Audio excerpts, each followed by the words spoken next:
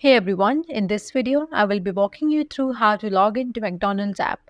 Make sure to stick around until the end to ensure you don't miss any steps and you can easily access all the app's feature. Let's dive in. First, ensure that you have downloaded the McDonald's app from either the Google Play Store or Apple App Store.